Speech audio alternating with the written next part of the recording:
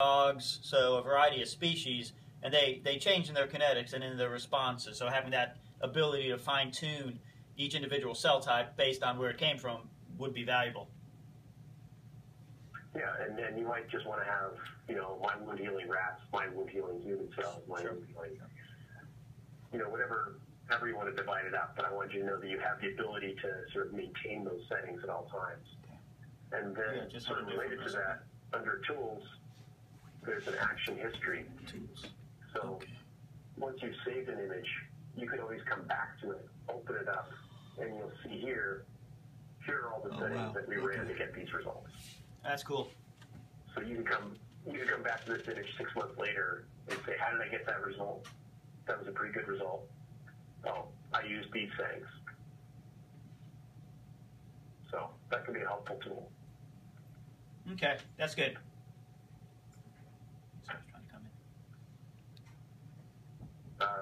There's also the ability to edit. So, I don't know, for example, there's a couple of little things here and here. Mm-hmm. I decided I really didn't want those. I can draw a circle around it, right click, and remove that. So that's under the editing tracks and masks, edit mask. And then you just draw a box.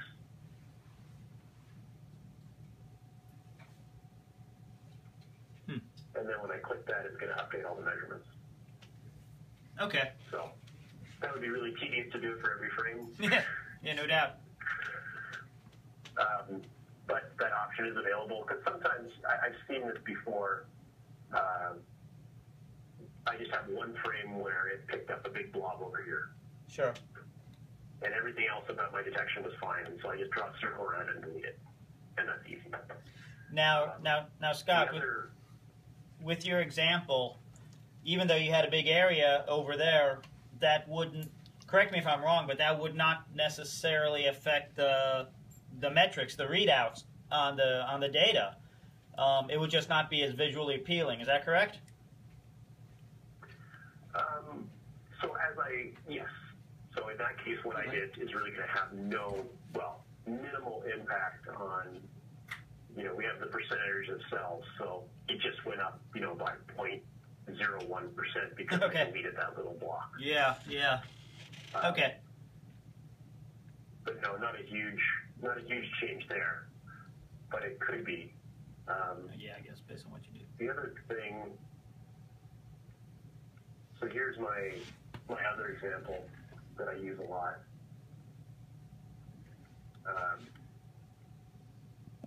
So if I decided that I wanted, for whatever reason, I thought that I was going to have large areas, so I have this large filter at the beginning, so I only keep this center area. And it goes and it cranks away.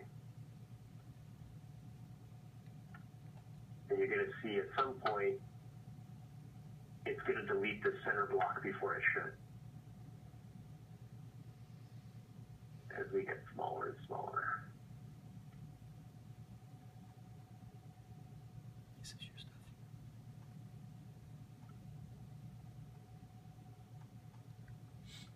Needs theme music to play while this. Yeah.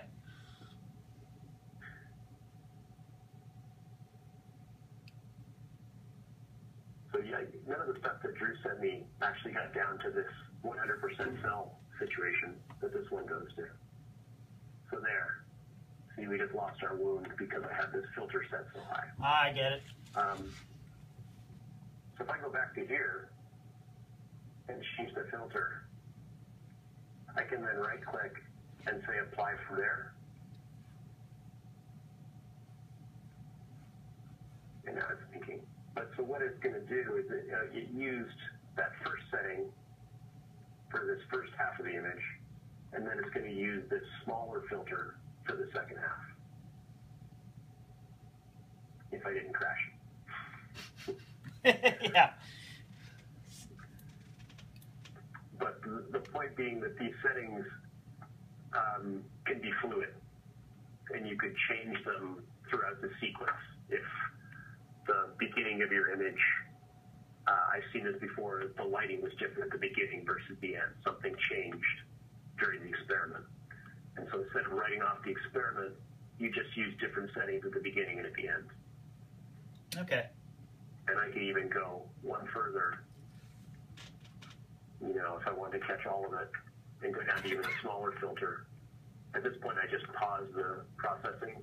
I change this number, and then I can hit continue. And now it's going to use a 500 micrometer filter.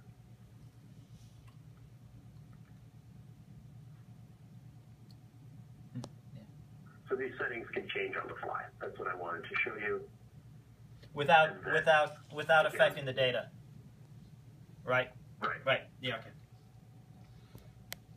Right. So you didn't have to rerun the process, and it's all recorded here. Okay. You know, where I changed the filter, I started at 50,000, I changed it to 1,000, and I changed it to 500.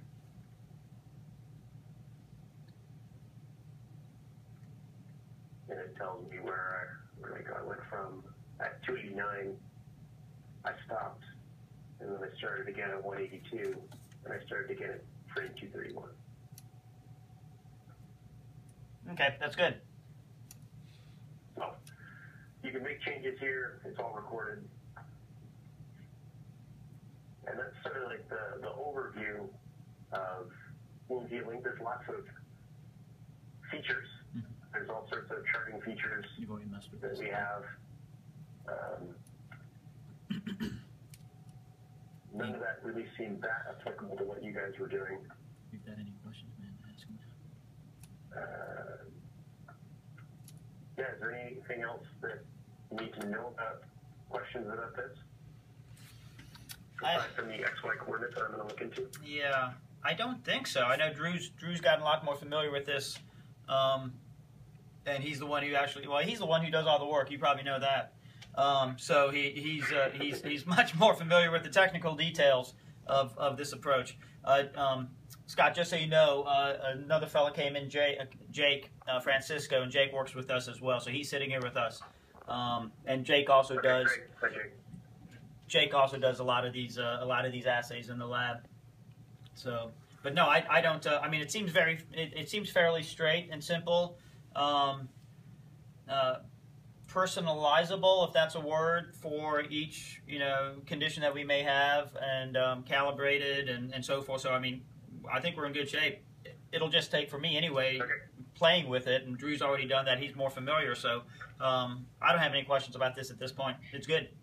Scott, could you walk through the? Scott, Drew's got a comment. Scott, could you walk through the batch processing? So if I do an import sequence and I import an entire beacon's worth of 64 frames, and I want to batch process all of the beacons, that contains like 6 different folders, all that contain 64 frames. How do I batch process all 6 folders that all contain those 64 frames apiece without individually importing each one of those folders? Does that make sense? Right. Yeah, that's a tough one, because the import function, we need them to be in files to use the batch processor. So Drew's talking about this tool called the batch processor that allows me to, I will do that just a second, it allows me to pick a whole series of files and apply the same settings to all of them and just run them. Right. So, like you said, if you have 15 images, he can call all 15 and apply these settings, and off he goes. The other thing we have is this import sequence filter, where if it's not a single TIFF, I can, so for this example, the beacon 1, I saved it as a single TIFF, but then I also have all the individual files that Drew sent me, and I can load these into our importer. But I can't do both of those in the same action, which I think is what you're asking, Drew. Okay. Is you want to keep all of these as individual files. Right. Yeah, it's not that big of a deal. What about it for the video files? I'll ask the software guys and see how, what it would. It won't happen right away, but it's actually an interesting idea to allow import into the batch processor. I don't know how hard it would be to combine those two. Okay. But right now, the batch processor needs to call a full TIFF. Okay. If that makes sense. Yep. I think this is my last question. If you want to export the video file, or it's not really a video file, but after it's applied all the settings to your entire, when processing is complete for all the frames, is there a way to make that green wound video a separate movie file, like a .vid file? Yep. So this thing, you have save movie, and this is going to save the results. And you can save it as an AVI, MP4, MOV, or WMV file. Okay. And that'll just save exactly what this looks like. Cool. Yeah. Right? So it's not going to save, it doesn't save the data, it's just a movie of essentially this frame. Right. So whatever's in here, Yep. it'll save this picture. Cool. Thank you. There's also the,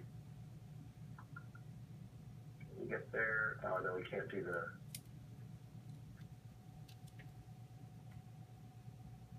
yeah, save snapshots, just a single snapshot, that's not of interest to you. Export, it changed a little bit since the version that Drew used, where you can actually select the measurements that you want. And there are some layout options, whether you have objects or time in columns or rows. So you might not need to export all the measurements that you take. Like for example, I need this image height and image width to do the calculation of the edge speed, but you might not care about it, so you don't need to export it to your data. Got it. Okay. The other thing, the annotations tool allows you to draw a region and find out how big it is, where it's located, things like that, just as a very temporary measurement tool. If you want to know how big this was or how wide it was at some given point, this is a nice, easy way to do that. That's what we do. So I was going to show you some cell tracking, some particle tracking, and some cell proliferation. Yes.